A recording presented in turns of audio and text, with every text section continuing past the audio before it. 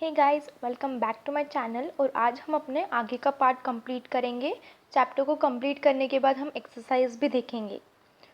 और अगर आपने फर्स्ट या सेकंड पार्ट ये चैप्टर का नहीं देखा होगा तो पहले वो रेफ़र कीजिए, फिर थर्ड पार्ट पे आइए। यही चैनल पे फर्स्ट और सेकंड अवेलेबल होगा और आपको इसकी लिंक डिस्क्रिप्शन में मिल जाएगी। So we'll start now with our next part. Today we will learn about legal tender money, non-legal tender money. Then we will learn about qualities of money, then functions of money that are primary function, secondary function and contingent function. Then we will learn about last point is black money. तो हम start करेंगे legal tender money से। It is the money which is backed by law and cannot be refused in transaction by anybody on any ground. In India, all coins and currency notes are legal tender money. Legal tender money मतलब क्या? अब यहाँ पे law word use किया है। Law मतलब क्या? Rules and regulations which are fixed by government authorities. जो इंडिया की जो गवर्नमेंट है उसने कुछ लॉज या कुछ रूल्स बनाए हैं जो हमको हमारे लिए कंपलसरी है वो फॉलो करना। तो ये गवर्नमेंट ने जो अपनी इंडिया के कॉइन्स है और करेंसीज है उसको कंपलसरी कर दिया है कि ये nobody can refuse it and in each and every transaction हम मनी का यूज़ करेंगे। मनी मतलब इन द सेंस कॉइन्स और करेंसीज जो इंडिया में यूज़ की जाती है। ये गवर्नमेंट के पास से मतलब लीगल टेंडर मनी मतलब क्या? ऐसा मनी जो गवर्नमेंट से अथॉरिटीज़ और गवर्नमेंट से लॉ जो है जो लॉ गवर्नमेंट ने बनाया है उससे बैक्ड है and it can't be refuse in any transactions by anybody in India. Non legal tender money उसी का तो अपोजिट है। It is a money which is generally used by people in final payments but there is no legal compulsion of acceptance. ऊपर legal tender money में ये था कि compulsion था, गवर्नमेंट ने ये कंपलसरी किया है कि कोई भी रिफ्यूज़ नहीं कर सकता, पर हाँ नॉन लीगल टेंडर में रिफ्यूज़ भी कर सकते हैं और एक्सेप्ट भी कर सकते हैं। मतलब जैसे हम किसी शॉप पे गए तो हम वहाँ पे डेबिट कार्ड्स या क्रेडिट कार्ड्स का भी यूज़ कर सकते हैं और कोई शॉप पे अगर वो अवेलेबल नहीं होगा वो फैसिलिटी तो वो हमें मना भी कर सकते हैं। सो ये it is non legal tender money because cheques are not legalized by government authorities. So it is a money which is generally used by people in final payments but there is no legal compulsion of acceptance. It can be refused. ये refuse हो सकते हैं किसी के पास अगर वो facility नहीं हो तो, बट कैश की फैसिलिटी सबके पास होती है। कैश कोई भी एक्सेप्ट करता है, कोई भी दे भी सकता है। Checks, bills of exchange are example of this money. Because checks and bills are not legalized yet by our government authorities. ये हम refuse भी कर सकते हैं और कोई accept भी कर लेगा। It is also known as optional money. Non-legal tender money को हम optional money भी बोलते हैं। अब हम पढ़ेंगे qualities of money. Qualities of money में first quality is given general acceptability. General acceptability मतलब यही पॉइंट है कि जो मनी है आज जो हम यूज़ कर रहे हैं वो सभी को एक्सेप्टेबल है। आज वो सब एक्सेप्ट करते हैं और ऊपर हमने पॉइंट देखा कि वो इसलिए एक्सेप्ट करते हैं क्योंकि उससे एक लीगल अथॉरिटी मिली है। पेपर करेंसी जो है वो तो कैसे ना कैसे पेपर से बनी है, पर कोई भी पेपर अगर हम फाड़ के किसी को दे दे उस पर 50 रुपीज़ लिख के तो वो काउंट नहीं करेंगे। तो जो स्पेसिफिक जो हमारी करेंसी है उसी को लीगल कंपल्शन मिला है गवर्नमेंट अथॉरिटीज़ से तो वही एक्सेप्ट की जाएगी। और जो मनी है जो हम आज यूज़ करते हैं वो भी जनरली एक्सेप्टेबल है, उसे कोई भी रिफ्यूज़ नहीं कर सकता। So anything which is use is money must be easily accepted by all for exchange purpose. जो भी हम एक्सचेंज पर्पज़ करते हैं मतलब अगर हम कुछ खरीदते भी हैं या फिर हम कुछ बेचते भी हैं तो हम मनी का यूज़ वहाँ पे होता ही है। So it is generally acceptable by all. Divisibility is the second point, that is second quality of our money. Money should be easily divisible into smaller denomination to facilitate small transactions. अब कुछ transactions में हमें बहुत बड़ी amount लगती है, कुछ 1 lakh rupees तक या उससे भी बहुत ज़्यादा, बट छोटे छोटे ट्रांजैक्शंस मतलब जो पेन पेंसिल नोटबुक्स बुक्स जो लेने के हैं हमको, उसमें स्मॉल ट्रांजैक्शन बोलते हैं। तो स्मॉल ट्रांजैक्शन में हमें बस 2 rupees 10 rupees 50 rupees 60 rupees 100 rupees इतने लगेंगे। तो अपने पास आज मनी के ज़रिए हमारे पास सारे डिनोमिनेशंस अवेलेबल है। 2 रुपीज़ का भी कॉइन है और 2000 की भी नोट है। तो ये जो डिविजिबल है, मतलब हम जो छोटे छोटे ट्रांजैक्शंस है पेन पेंसिल ये लेने के, वो भी हम पूरे कर सकते हैं। एंड हमें अगर कुछ लैक्स के ऊपर 1 करोड़ तक अगर कुछ ट्रांजैक्शन करना है तो हम वो भी कर सकते हैं मनी के हेल्प से। सो वी कैन हम फैसिलिटेट मनी से ये करते हैं कि स्मॉल ट्रांजैक्शन भी होंगे, लार्ज ट्रांजैक्शन भी अवेलेबल हमें किए दी जाएंगे, मतलब हम मनी के यूज़ से हम वो दोनों सेटिस्फाई कर सकते हैं। Third one is durability. Durable मतलब जो टिकाऊ बोलते हैं ना हम, जो टिकते हैं, जो बहुत ज़्यादा दिन तक टिकते हैं, वो ड्यूरेबल होते हैं। So money should also possess the characteristic of durability. Currency notes and coins are being used repeatedly and shall continue to do so for years together on account of durability. अब जो durability मतलब जब हम barter system का consider करेंगे तो goods के लिए गुड्स परचेस किए जाते थे या सेल किए जाते थे। तो हम वहाँ पे हमने लास्ट पॉइंट देखा था कि डेफर्ड पेमेंट्स में पेरिशेबल नेचर की वजह से गुड्स ख़राब भी हो जाते थे, तो वो ड्यूरेबल नहीं रहते थे और स्टोरेज की भी बहुत प्रॉब्लम आती थी। तो आज हम करेंसी नोट्स इतने बार कंटिन्यूएशन में वापस वही करेंसी नोट्स रिपीटेडली हर एक ट्रांजैक्शन में मनी यूज़ करते हैं, बट वो ख़राब होते हैं क्या? वो हम कितने साल तक हमारे पास स्टोर कर सकते हैं। हम बहुत सारे अलग अलग आज नहीं तो कल, कल नहीं तो परसों भी हम वो यूज़ कर सकते हैं, वो ख़राब नहीं होते। So it is durable.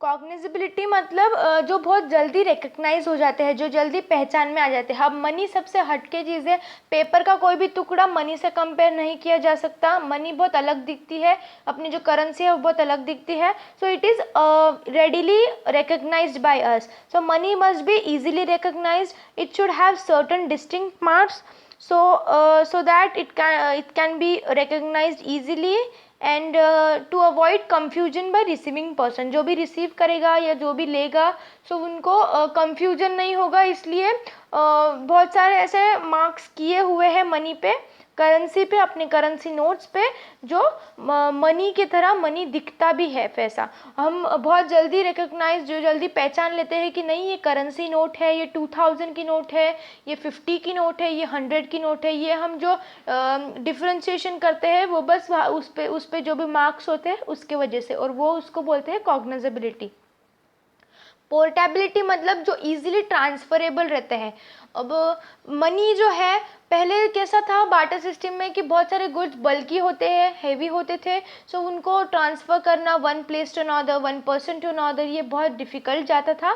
पर आज हम मनी यूज़ करते हैं, करेंसी यूज़ करते हैं, जो नोट्स यूज़ करते हैं, वो बिना कुछ डिफ़िकल्टी के हम यहाँ से वहाँ ट्रांसफ़र कर सकते हैं। बस पर्सन टू पर्सन नहीं, but place to place, globally हम ट्रांजैक्शंस कर सकते हैं through electronic money. We have learned in last part.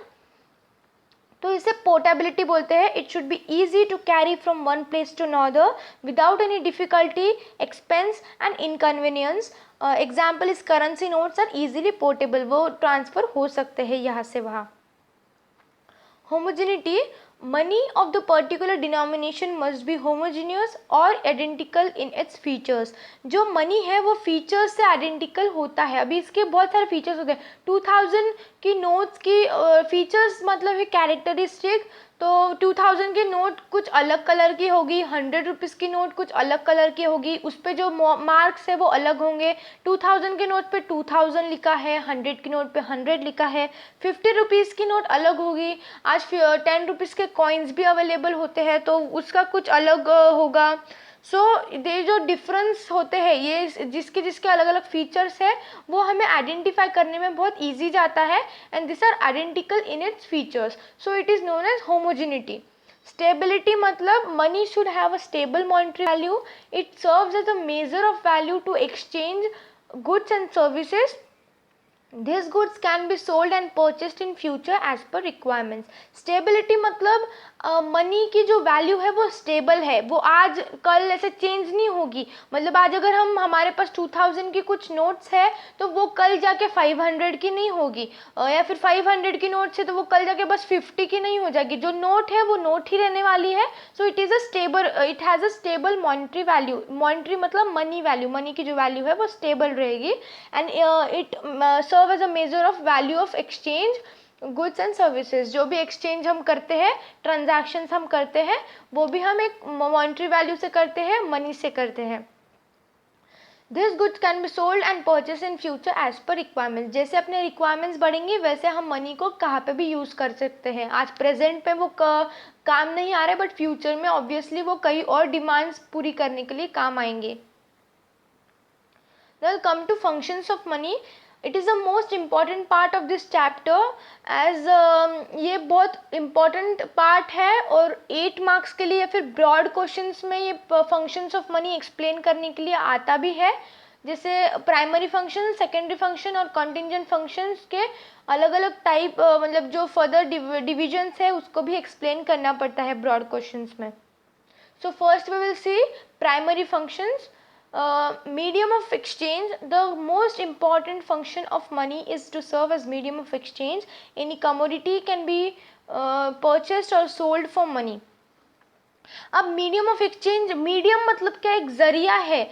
जो मनी है वो एक जरिया है, जो पैसा है वो एक जरिया है. आज हम जो भी एक्सचेंज करते हैं, हमें अगर कुछ खरीदना है तो हम दुकान पे जाके, शॉप पे जाके मनी देंगे और परचेस करेंगे. And if we have to sell something, अगर हमें कुछ बेचना है तो हम पैसे लेंगे एंड अपनी कमोडिटी देंगे. यहाँ पे जो कमोडिटी वर्ड यूज़ किया जा रहा है वो बस गुड्स के लिए नहीं, जो अपने पास चीज़ें हैं उसके लिए ही नहीं, but goods and services both, दोनों भी कमोडिटी वर्ड में आ जाता है.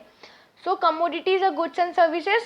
Goods and services can be sold or purchased for money. Money के लिए हम, मनी एक जरिया बनता है जिससे हम एक्सचेंज, परचेज भी कर सकते हैं, सोल्ड भी कर सकते हैं, सेल भी कर सकते हैं. मेजर ऑफ वैल्यू और यूनिट ऑफ अकाउंट. यहाँ पे और लिखा है, एंड नहीं है.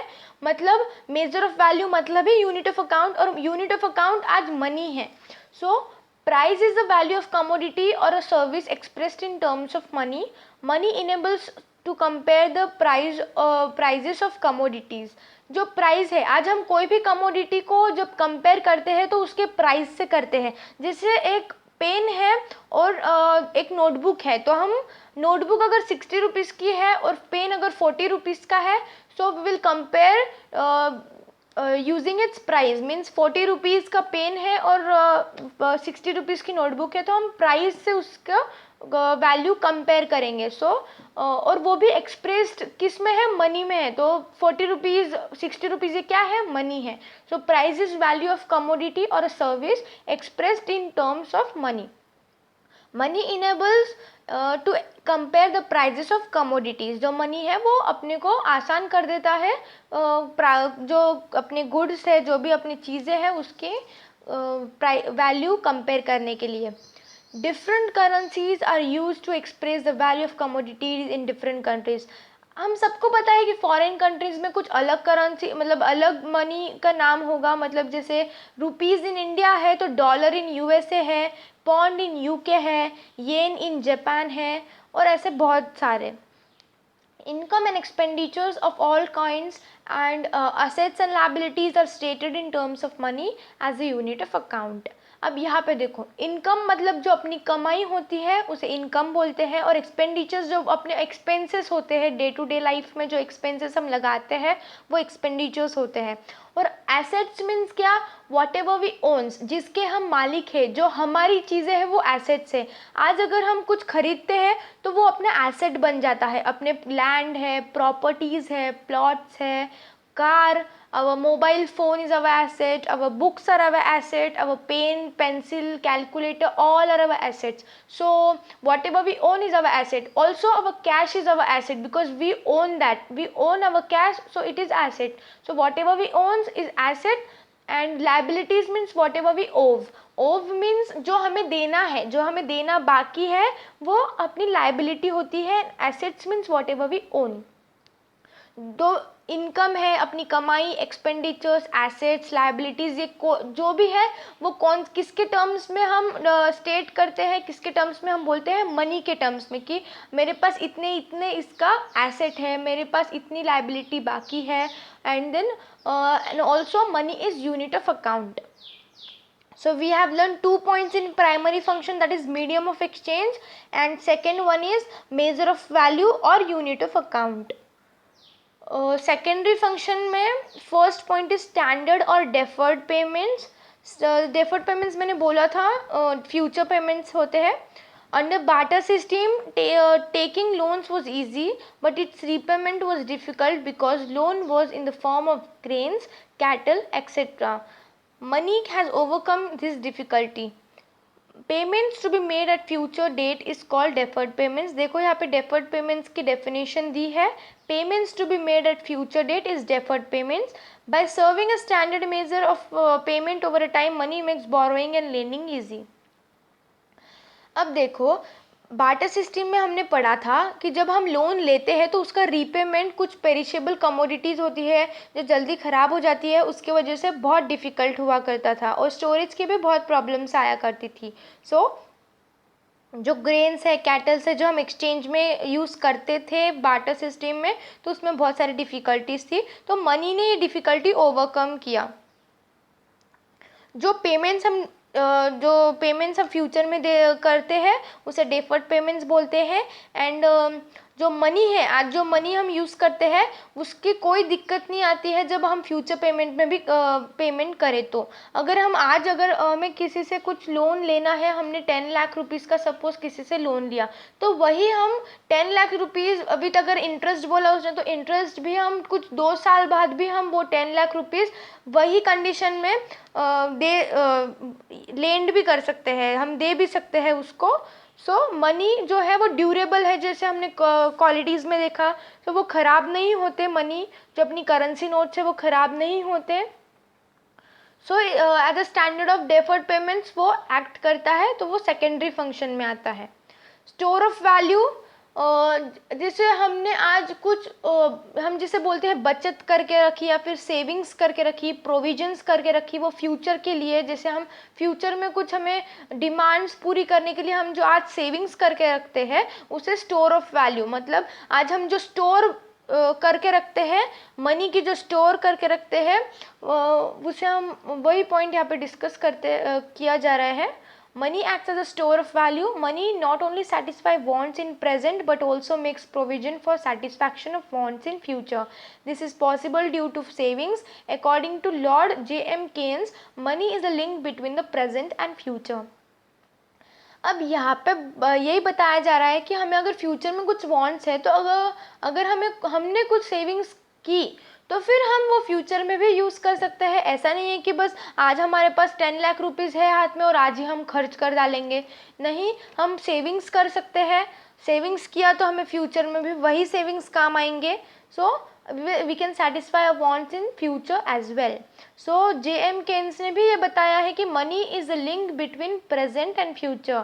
जो अभी चल रहा है उसकी लिंक, उसमें लिंक बनाता है फ्यूचर से, जो अपना आगे का जो टाइम पीरियड आने वाला है वो.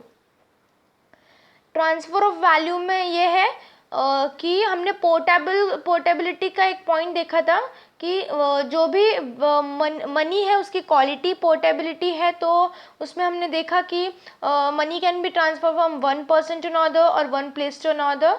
So it is written there, money enables transfer of value from one person to another and from one place to another.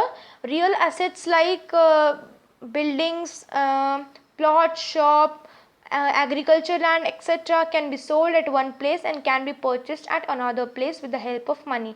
आज मनी है इसलिए हम एक्सचेंज ग्लोबली ट्रांजैक्शन कर सकते हैं. हमने type of money, electronic money में देखा था कि हम ग्लोबली ट्रांजैक्शंस भी आज टेक्नोलॉजी की वजह से कर सकते हैं. सो मनी कहाँ पे यूज़ आता है, जैसे अगर हम सपोज औरंगाबाद में रहते हैं एंड कहीं हमको सपोज पंजाब में हमें कुछ लैंड खरीदनी है, एग्रीकल्चर फील्ड खरीदना है, so we can purchase that too with the help of money. तो हम वहाँ से प्लेस टू प्लेस भी हम ट्रांजैक्शन कर सकते हैं, मनी भी इजीली ट्रांसफरेबल होती है तो वो हम ट्रांसफ़र भी कर सकते हैं। तो यही पॉइंट यहाँ पे डिस्कस किया जा रहा है। Contingent functions. According to Professor Canley, in the modern period, money plays an important role almost in all economic transactions. Professor Kinley ने भी ये बोला है कि आज के जो इकोनॉमिक ट्रांजैक्शन है उसमें ऑलमोस्ट सारे इकोनॉमिक ट्रांजैक्शन में, इकोनॉमिक का ही मतलब जिसमें पैसे लगते हैं, related to money is economy. So जो भी इकोनॉमिक ट्रांजैक्शन है उसमें मनी लगेगा ही लगेगा, और वो बहुत इंपॉर्टेंट फंक्शन प्ले भी करता है। Then first is in contingent function, first is measurement of national income. अब नेशनल इनकम जो है, नेशनल इनकम हम जो नेशनल इनकम, इंडिया की जो नेशनल इनकम हम एक्सप्रेस करेंगे वो हम मनी के टर्म्स में ही करते हैं। मतलब हम यहाँ पे रुपी कंसिडर करते हैं। सो रुपी, करेंसी नोट्स, ये जो होते हैं वो हम नेशनल इनकम, उसमें हम वैल्यू कंपेयर कर सकते हैं। सो यहाँ पे दिया है distribution of national income among the 4 factors of production is in the terms of monetary rewards. Monetary rewards मतलब मनी जिसमें मिलता है, जो रिवॉर्ड हमें मिलता है इन द टर्म्स ऑफ मनी, वो एग्जाम्पल है rent, wages, interest, profits etcetera. अब ये ध्यान से सुनना कि हम अगर फैक्टर्स ऑफ प्रोडक्शन, अब प्रोडक्शन करने के लिए हमें कुछ सेटअप्स लगेंगे, तो सेटअप्स करने के लिए हमें कुछ इनपुट्स लगेंगे जो हमें इनपुट्स की डालना है। So we will need about raw materials, labours, capital, then entrepreneur, time and many other things. So entrepreneur मतलब यहाँ पे जो हम प्रोप्राइटर बोलते हैं, जो एक कोई संभालने वाला चाहिए जिसको हम, मतलब बिजनेस का जो ओनर होता है वो। तो यहाँ पे हम इनपुट्स में इकोनॉमिक के इसमें यहाँ पे वो इन्फॉर्मेशन दी नहीं है, but it's extra information for you and it's very important too. So economics के इसमें इनपुट्स 4 होते हैं, 4 inputs are there. So first is land, labour, capital and fourth one is entrepreneur. अब लैंड जो है वो इकोनॉमिक्स बहुत डिफरेंट है। सो इकोनॉमिक्स जो है वो सारे सब्जेक्ट से बहुत ज़्यादा अलग है। सो इसमें जो स्टडी होती है वो भी बहुत अलग होती है। अब लैंड बोल तो आप अगर कोई डिक्शनरी में ढूंढेंगे, कहीं पे भी ढूंढेंगे, तो फिर आपको क्या मिलेगा? लैंड का मतलब एक सरफेस, अर्थ का जो सरफेस है वो लैंड है, जहाँ पे हम रहते हैं, जहाँ पे हम अपनी डेली टू डेली लाइफ बिताते हैं, वो लैंड होती है। बट इकोनॉमिक्स में क्या है? All the resources provided by nature to mankind is considered as land. मतलब कोई भी, अब जैसे वाटर ले लो, पानी है, वो भी नेचुरल रिसोर्स है, तो वो भी लैंड में कंसिडर होगा। एंड सनलाइट है तो सनलाइट भी लैंड में कंसिडर होगा, because they are all natural resources whichever things we have got from our nature to mankind is known as land in economic subject, right. और हम बाहर के वर्ल्ड में अगर देखेंगे तो फिर ये सब लैंड बोलते हम सरफेस ही बोलेंगे, but all the natural resources which are provided by nature to mankind are considered in land. अब लेबरर का भी कुछ ऐसा ही है। लेबर मतलब एग्जर्शन या फिर जो भी वर्क है। अब हम अगर आप बोलोगे लेबरर मतलब आपके हिसाब से क्या, तो फिर लेबरर मतलब एक वर्क होगा या फिर वर्कर होगा जो हमारे लिए काम करता है वो। But exertion of body or mind to get a reward it's important। सो हम रिवॉर्ड के लिए, हम कुछ अर्निंग मोटिव के लिए, हम कुछ पैसे कमाने के लिए अगर वो एक्सर्शन कर रहे हैं, वो काम कर रहे हैं, तो वो लेबर में काउंट किया जाता है। अब जैसे टीचिंग ही ले लो, टीच कोई करता है, कोई सिखाता है, तो वो एक रिवॉर्ड, प्रॉफिट मोटिव के लिए सिखाता है, अपना कुछ अर्निंग्स के लिए सिखाता है, तो वो हो गया लेबर्स में। तो जो हम भी अगर टीचिंग करते हैं तो हम भी लेबरर्स हो गए। एंड अगर सपोज हम एग्जांपल ले कि हाउसवाइफ है, मम्मी मदर्स होती है जो हाउसवाइफ होती है, तो वो घर के काम करती है, बट यहाँ पे वो रिवॉर्ड अर्न करने के लिए नहीं काम करती, मतलब इसको मनी या फिर इनकम नहीं मिलती है। सो वो लेबरर में काउंट नहीं की जाएगी। बट हाँ, वही जो होटल्स में जो कुक्स होते हैं, शेफ्स होते हैं, वो अगर हम काउंट करें तो हाँ, वो रिवॉर्ड के लिए काम करते हैं, वो इनकम्स के लिए काम करते हैं, वो अर्निंग मोटिव के हिसाब से काम करते हैं, तो दे विल बी लेबरर्स। कितने भी बड़े आदमी हो, अगर वो अपना जो रिवॉर्ड के लिए काम कर रहे हैं, वो प्रॉफिट मोटिव के काम कर रहे हैं और एक्सर्शन भी कर रहे हैं, तो वो लेबरर्स में गिने जाते हैं इन इकोनॉमिक्स टर्म्स। हाँ, then capital we will see and entrepreneur. So here it is written monetary rewards, example rent, wages, interest, profits etc. अब यहाँ पे ये चार, इसमें मैंने जो चार बताए उससे को रिलेटेड है। जैसे हमें कुछ सेटअप करना है तो हमें लैंड के लिए रेंट देना पड़ेगा, the first one rent. So land के लिए हमें रेंट देना पड़ता है, लेबरर्स को हमें वेजेस देना पड़ता है। कैपिटल मतलब यहाँ पे मनी जो हम इन्वेस्ट करते हैं अपने बिजनेस के लिए या फिर अपने जो भी हम कुछ काम कर रहे हैं उसमें जो इन्वेस्ट करें, वो जो मनी जो होता है वो कैपिटल बोले जाता है इकोनॉमिक्स में। So the capital which invested in our business is, हम किसी से लोन ले, इतना कैपिटल अपने पास नहीं होता तो हम लोन लेते हैं and then we will pay interest. तो जो इंटरेस्ट होता है वो वहाँ पे लिखा है आपके बुक में कि लैंड के लिए रेंट, लेबरर्स के लिए वेजेस, कैपिटल में हमें इंटरेस्ट पे करना पड़ता है, एंड एंटरप्रेन्योर को at last after the production and selling, buying all the transactions he gets profits. So entrepreneur को हम ह्यूमन रिसोर्सेज बोलते हैं जो बिजनेस में अपने इन्वॉल्व होते हैं। सो उनको प्रॉफिट्स मिलता है, इंटरेस्ट हम कैपिटल पे देते हैं, लेबरर्स को हम वेजेस देते हैं एंड रेंट हम लैंड के लिए देते हैं।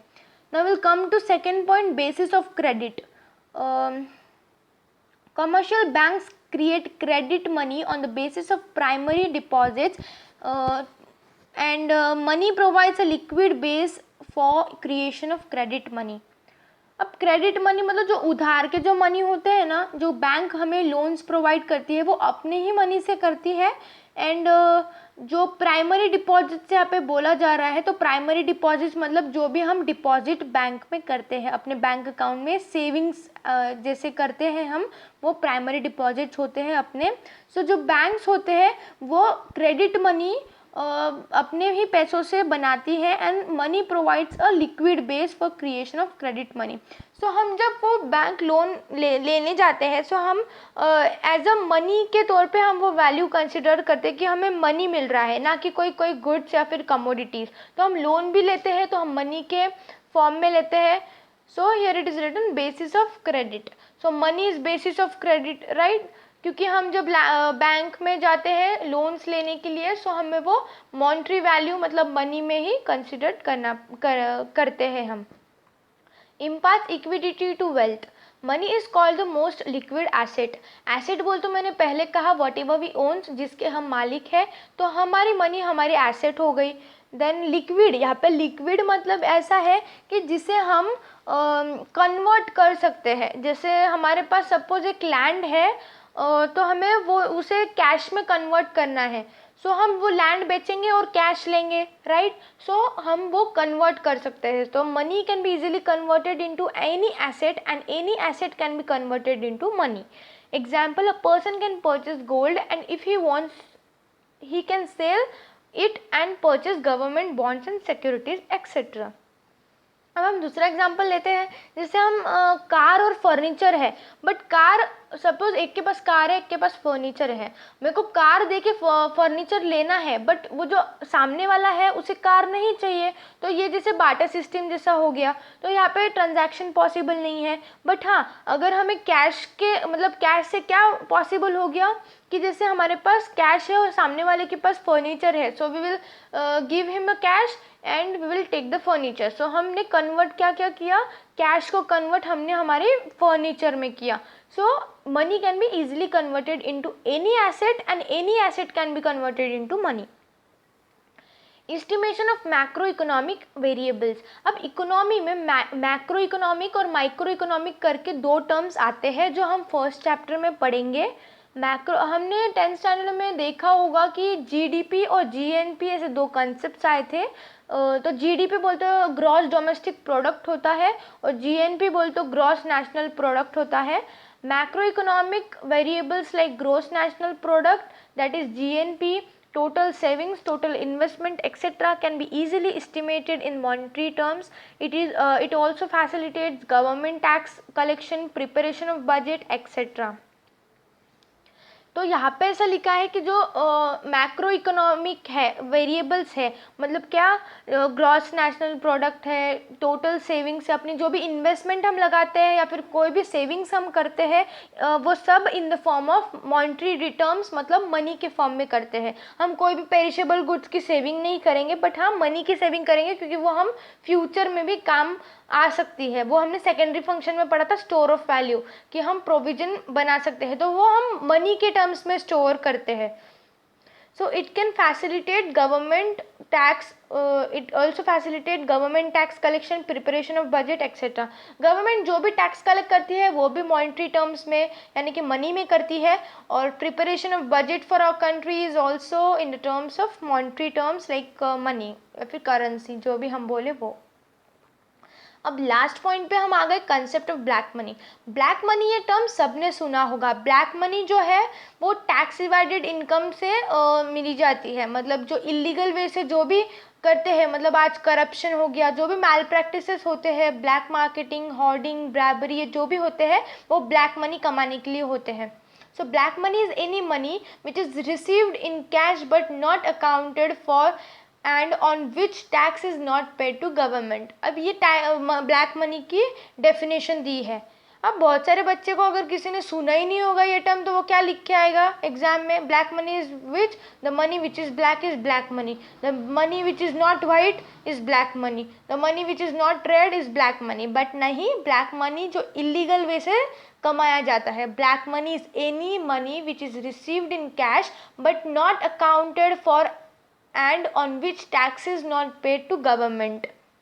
अकाउंटेड बोल तो जो हम बिल्स और बनाते हैं ना, वो अकाउंट में आता है, मतलब जो हमारा अकाउंट या फिर खाता जो हम बनाते हैं, हम कहीं पे भी अगर ड्रेस की शॉप पे जाए तो हमें बिल मिलता है, तो जो वो बिल मिलता है ना, वो बस ये चेक करने के लिए कि ये ब्लैक मनी कमा रहे कि नहीं. मतलब अगर वो बिल बना तो हाँ ठीक है, ये गवर्नमेंट के पास हम टैक्स भी दे रहे हैं एंड प्रॉपरली ये अपना ट्रांजैक्शन हो गया. So that is the point. So black money is tax evaded money. Evaded मतलब टैक्स को छोड़ के जो भी इनकम हम कमाते हैं वो ब्लैक मनी होती है, मतलब उसमें टैक्स पे करना नहीं पड़ता. ऐसे अगर जो लीगली कमाते हैं उन्हें टैक्स पे करना पड़ता है गवर्नमेंट को. It can be earned through both legal and illegal means. Black money encourages illegal activities like corruption, bribery, black marketing, hoarding, etc. मैंने जैसे कि कहा, आज बहुत करप्शन है, बहुत पॉलिटिक्स आ गया है, बहुत पॉलिटिक्स और सोशल इंस्टेबिलिटी है अपने कंट्री में, जिससे अपने इकोनॉमिक डेवलपमेंट में बहुत बड़ा ऑब्स्टेकल आ गया है. अपनी इकोनॉमिक डेवलपमेंट फर्दर डेवलपमेंट्स नहीं कर पा रही है. ये बस किससे, करप्शन, ब्लैक मार्केटिंग, ये जो भी हो रहा है, गलत जो माल प्रैक्टिसेस होते हैं, उससे ब्लैक मनी या फिर अपनी जो इकोनॉमिक है वो स्टेबल नहीं रह पा रही है. This creates obstacles in economic development. Economic, political and social instability are created in economy due to black money. जो भी instability है आज अपने political, social, economic life में, वो बस black money के इसलिए है, black money से है. To control black money, now this is important line, see. To control black money, demonetization is one of the tools which many countries have adopted. अब ये प्रोसेस है, टूल्स मतलब यहाँ पे प्रोसेस है जो बहुत सारे कंट्रीज़ ने अडॉप्ट की है. क्यों अडॉप्ट की है? क्योंकि उन्हें ब्लैक मनी की जो ये चल रही है वो कंट्रोल करना है. हम पूरा बंद तो नहीं कर सकते, because many people are there who are जो ब्लैक मनी कमाते हैं, and this is tax evaded income, you know. So ये डिमोनेटाइजेशन से कम की जाती है, जो कंट्रोल की जाती है. सो ये बहुत सारे कंट्रीज़ ने अडॉप्ट की है. बस क्यों? क्योंकि ब्लैक मनी को कंट्रोल करने के लिए. अगर आपको ये चैप्टर के इसमें से कोई डाउट हो तो आप मुझे कमेंट सेक्शन में बता सकते हो, क्वेश्चंस डाल सकते हो, मैं आपका आंसर ज़रूर दूंगी. And now we will proceed to our exercise. Primary function of money is medium of exchange. Then what is transfer of value. देखो यहाँ पे कोरिलेशन करना है, जैसे मीडियम ऑफ एक्सचेंज जो प्राइमरी फंक्शन है, मीडियम ऑफ एक्सचेंज जो है वो प्राइमरी फंक्शन में आता है, तो ट्रांसफर ऑफ वैल्यू कौन से फंक्शन में आएगा? ट्रांसफर ऑफ वैल्यू हमने देखा था सेकेंडरी फंक्शन में। देखो यहाँ पे this third point of secondary function is transfer of value. Second one is the dash dash is basis of credit and secondary functions of money is standard of deferred payments. Deferred payments जो है, standard of deferred payments, वो किस में included है? Secondary function of money में. And basis of credit हमें ढूंढना है कि कौन से इसमें इंक्लूडेड है, that is contingent function. So second answer is contingent function. Commodity money are shells, example दिया यहाँ पे कमोडिटी मनी का शेल्स है, तो क्रेडिट कार्ड किसका एग्जाम्पल है? प्लास्टिक मनी का. क्रेडिट कार्ड, डेबिट कार्ड से प्लास्टिक मनी में आते हैं. So third answer is plastic money. Divisibility is smaller denomination. Divisibility मतलब जो स्मॉलर डिनोमिनेशंस में हम डिवाइड कर सकते हैं मनी को, जो हमने क्वालिटीज ऑफ मनी में देखा था. So easy to carry from one place to another, ये कौन सा क्वालिटी था? पोर्टेबिलिटी का क्वालिटी था. So fourth answer is portability. Barter system, barter system goods के लिए गुड्स एक्सचेंज किए जाते थे. So the it is written that barter system is for goods. And modern economy today we are जो भी हम ट्रांजैक्शंस करते हैं वो मनी के थ्रू करते हैं. So the your fifth answer will B money. Modern economy में मनी यूज़ किया जाता था, बार्टर सिस्टम में गुड्स यूज़ किए जाते थे, ऐसा. Second, suggest an economic term for given statements. यहाँ पे फिल इन द ब्लैंक जैसा है, मतलब एक economic word one word answers में जैसे होता है वैसा. The act of exchanging goods for goods, which act which system we have learned on the first page? This is barter system, right. Second one is provision for making payments in future are deferred payments. Future payments मैंने बोला था deferred payments है. So provision for making payments in future are deferred payments. System that makes use of currency for facilitating payments. Which system that makes use of currency for facilitate payments? आज जो system चल रही है उसी का नाम पूछा है, that is monetary system. ये पूरा मनी का चैप्टर उसी पे बेस्ड है. मॉनेटरी सिस्टम पे करेंसी जो है वो पेमेंट्स के लिए काम आती है. So third answer is monetary system. Credit instrument through which bank deposits are transferable. अभी हमने ये देखा था कि प्लास्टिक मनी में क्रेडिट का जो बैंक मनी में और क्रेडिट मनी में हमने देखा था कि जो क्रेडिट इंस्ट्रूमेंट्स है वो डिमांड ड्राफ्ट, चेक्स, इससे हम जो मनी है वो एक बैंक से दूसरे बैंक तक ट्रांसफ़र कर सकते हैं. So your fourth answer will be cheques. So the cheques are the credit instrument through which bank deposits are transferable. And fifth one will proceed. Monetary value stored and transferred electronically by means of computer, hard drive और serves. अब ये electronic gadgets use किए जा रहे हैं बस monetary value मतलब money transfer करने के लिए. Means it is electronic money. it will come under electronic money. So fifth answer is electronic money. Money not accounted for in the bank and not disclosed to government. It is not disclose to government word आया, मतलब ये black money है, मतलब tax evaded money. And it's not disclose to government and not accounted, इसका खाता नहीं बनता है. So third we will proceed to third question. Choose the correct option. Arrange in order of evolution of money. अभी ये जो है वो टाइप्स ऑफ मनी में हमने देखा था. फर्स्ट यहाँ पे मुझे दिख रहा है जो एनिमल मनी आएगा, then it will come commodity money, then it will come metallic money, and then it will come metallic coins. So the option suitable here is second option, that is animal money, commodity money, metallic money, and then metallic coins. Second one is the same question, the same type of question is there. It will be for your answer option number 1.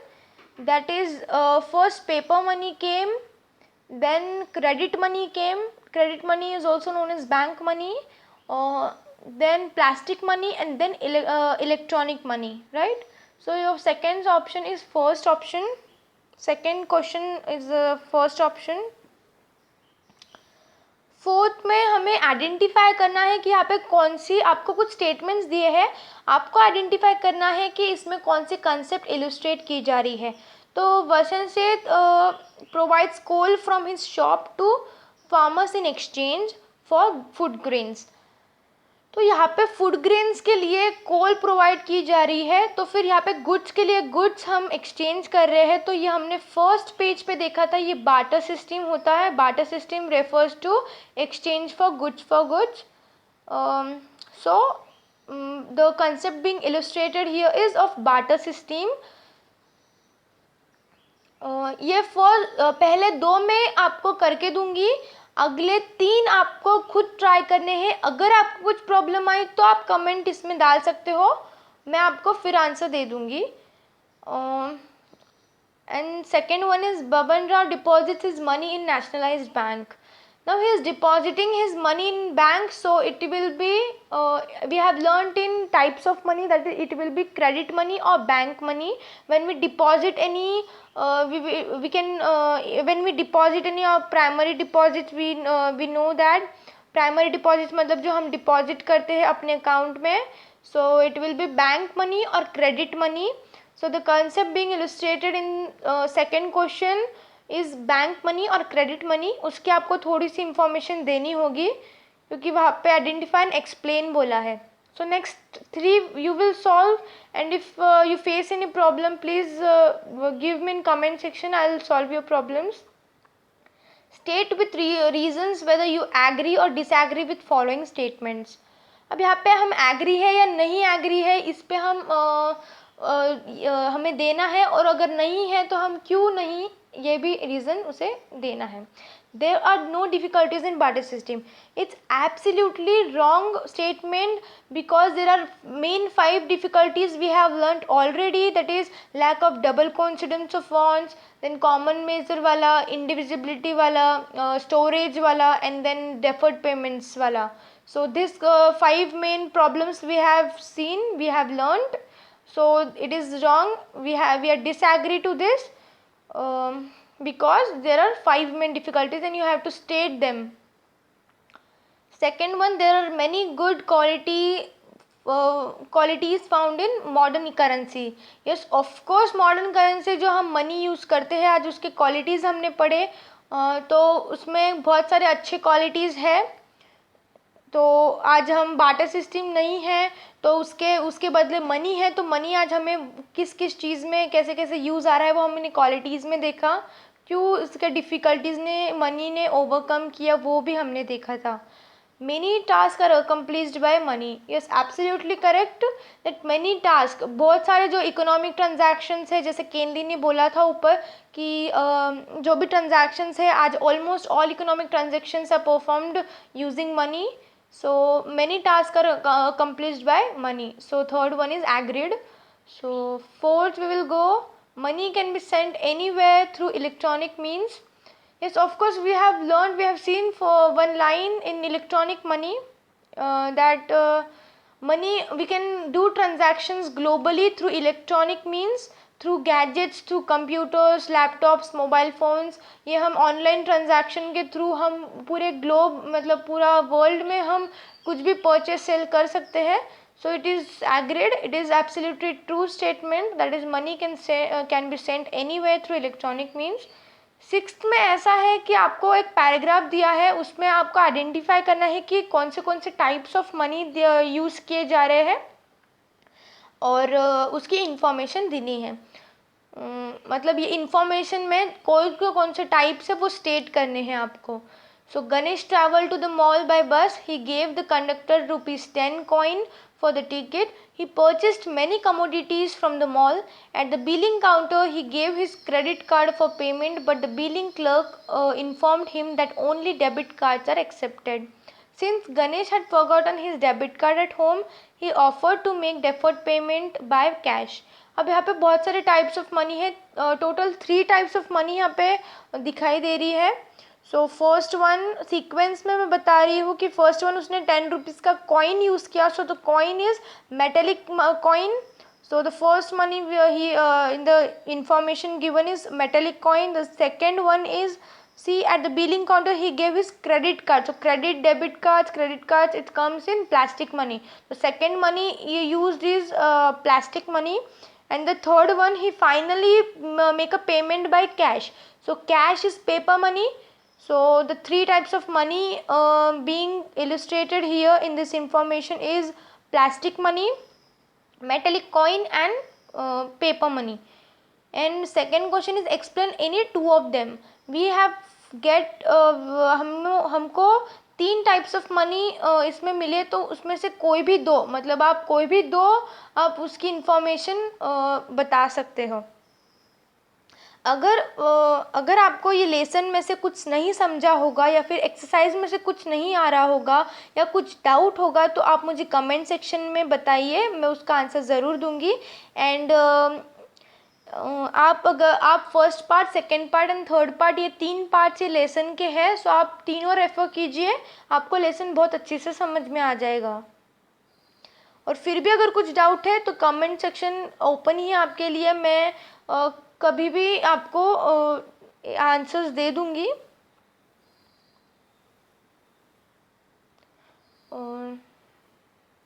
And first part और second part की जो link है वो इस वाले video की description में मिल जाएगी आपको. So thank you very much.